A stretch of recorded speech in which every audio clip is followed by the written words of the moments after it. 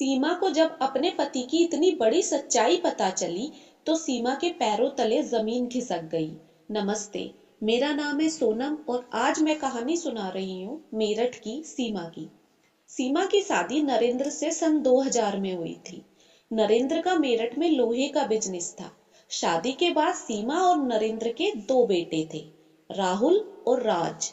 एक आम खुशहाल परिवार की तरह सीमा का परिवार भी था। सीमा एक अच्छी पत्नी और एक अच्छी माँ थी।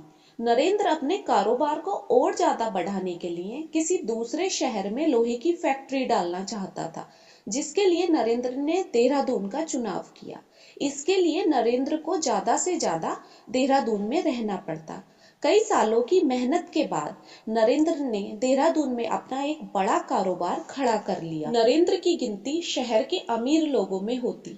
नरेंद्र अपनी पत्नी सीमा और बच्चों को कभी किसी चीज की कमी नहीं होने देता, लेकिन नरेंद्र अपने कारोबार की वजह से सीमा और बच्चों को टाइम नहीं दे पाता था, क्योंकि नरेंद्र महीने में 15 दिन देहरादून और 15 दिन मेरठ रहता।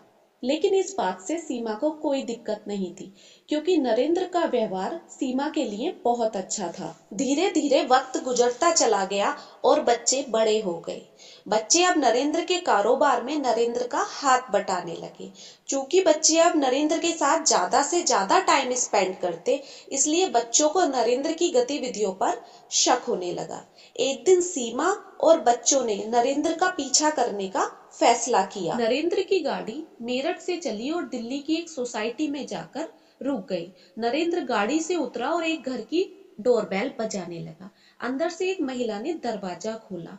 नरेंद्र ने उस महिला को गले लगाया और अंदर चला गया। ये सब देखकर सीमा और बच्चे हैरान रह गए। सीमा ने जाकर उस घर की डोरबेल दोबारा बजाई।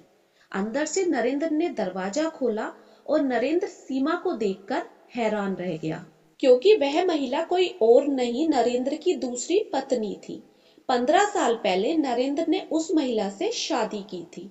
अपनी दूसरी शादी से नरेंद्र के 2 बच्चे थे और नरेंद्र का देहरादून में कोई कारोबार नहीं था। दोस्तों, कई बार एक वफादार चेहरे के पीछे एक धोखेबाज इंसान भी होता है। अपने आसपास की ऐसी ही बेखबर खबरों को सुनने के लिए मेरे चैनल को सब्सक्राइब करें। वीडियो अच्छी लगी हो तो लाइक करके जाना।